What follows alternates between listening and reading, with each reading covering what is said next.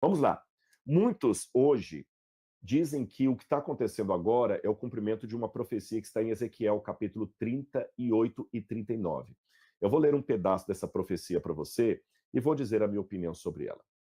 A palavra do Senhor veio a mim dizendo: Filho do homem, vire o seu rosto contra Gog, da terra de Magog, príncipe de Ros, de Mesec e Tubal, e profetize contra ele, dizendo: Assim diz o Senhor Deus: Eis que estou contra você, Gog, príncipe de Ros, e Mesec e Tubal.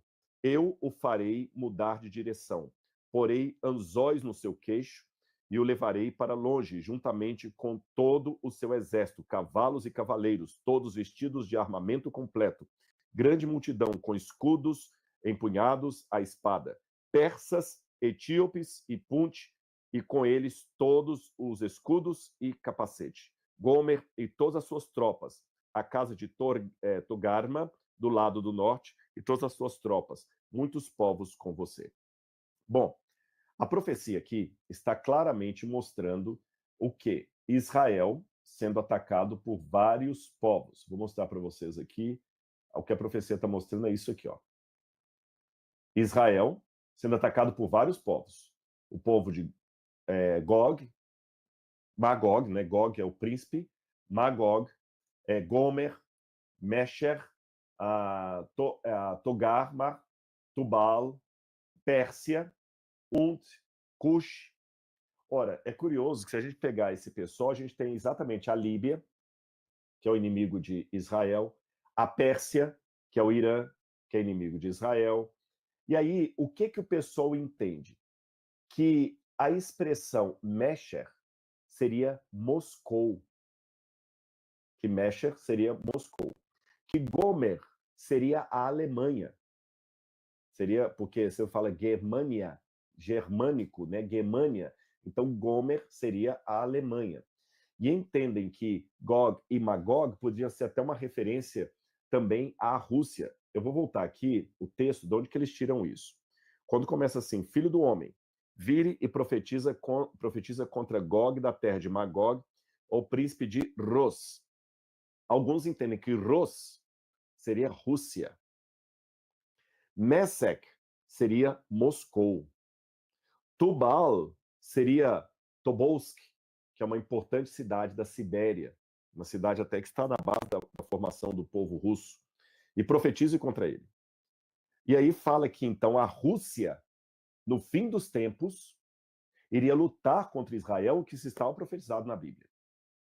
Tem muitos livros que falam disso, muitos pregadores, e quando fala dos grupos que iam se juntar com Gog e Magog para destruir Israel, menciona esses grupos, inclusive os persas, os etíopes, Punt e todos mais.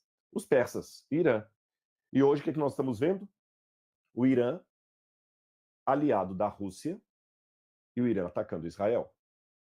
Então, muitos acreditam que a destruição de Gog e Magog pode estar acontecendo agora, que vários povos vão se unir para atacar Israel, outros povos vão se unir para libertar Israel, e nessa provável conflito mundial, nós vamos ter, então, o cumprimento da profecia de Ezequiel e a volta de Jesus logo em seguida.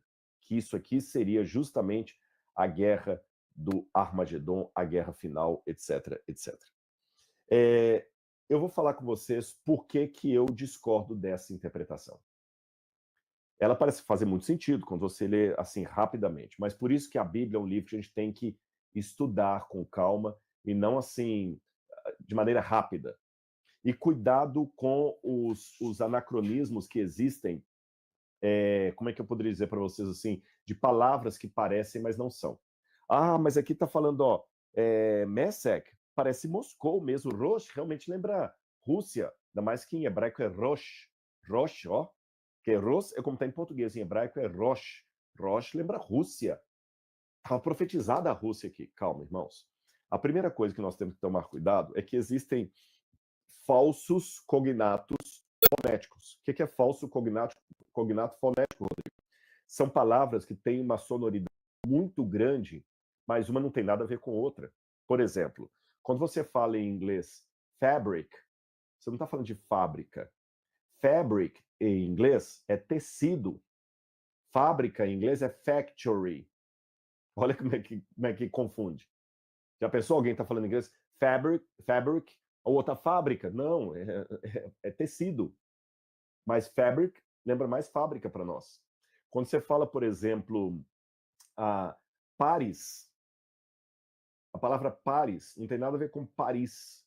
Paris é o filho de Príamo, da história de Troia. Paris é o nome grego de um dos personagens da história de Troia. E Paris, o nome da capital da França, vem de Parisi, que é uma palavra celta, que não tem nada a ver com Paris do grego. Mas as duas palavras parecem muito, ó. Paris, Paris, Paris, né, em inglês. Mas tem sentido completamente diferente. Tem que tomar cuidado com essas aparências, tá bom? Rosh, em hebraico, significa cabeça. Então, quando fala o príncipe de Rosh, pode estar, o Sar, Rosh, pode estar falando assim, o príncipe do principado de Mesec. Não está falando nada assim de, de um nome de um lugar. Rosh pode ser cabeça. O príncipe que está na frente de Mesec. Alguns hebraístas até sugerem que a tradução seria terra de Magog, príncipe da... acabei de falar aqui. Príncipe da liderança de Mesec, aquele que está à frente de Mesec.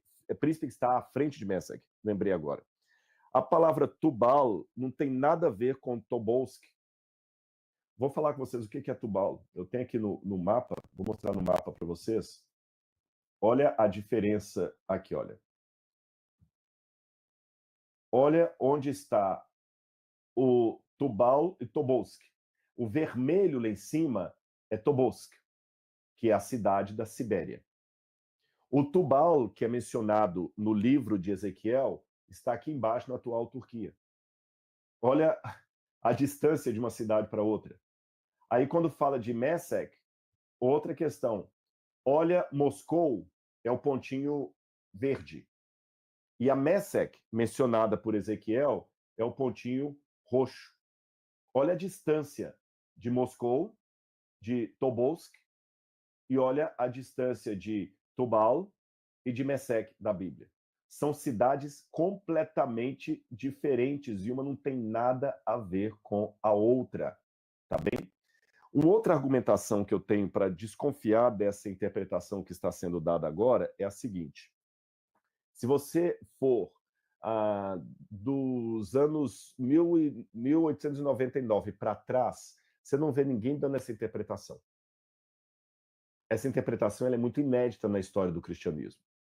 Nem os pais da igreja, nem os teólogos da alta Idade Média, nem os escolásticos, nem os reformadores, nem Calvino, nem Zwinglio, nem Lutero, nem a igreja calvinista, nem a wesleyana, que seria a metodista, nem a igreja anglicana, em toda a sua história do cristianismo, ninguém enxergou que Ezequiel capítulo 38 e 39 seria o último conflito de Israel envolvendo países que estavam ali no entorno. Isso é uma invenção moderna. Parece quase um anacronismo profético. Porque, veja bem, quando eu falei com vocês das profecias de Daniel, a interpretação que eu dou hoje, eu encontro em toda a história do cristianismo. Quando você fala da volta de Jesus, em toda a história do cristianismo. Mas essa visão agora não é a Rússia junto com a China, junto com o Irã, para atacar Israel, Estados Unidos vai entrar. Isto é modernismo. Eu sei que tem muita gente que gosta, que faz sucesso, é filme, o dispensacionalismo pega muito, isso é tema de filme, mas exegeticamente não convém. E para você não achar que eu estou inventando isso, que é papo de adventista, pegue os maiores exegetas e eles não vão acreditar nessa interpretação. Pegue os principais comentaristas bíblicos sérios, eles não dão essa interpretação.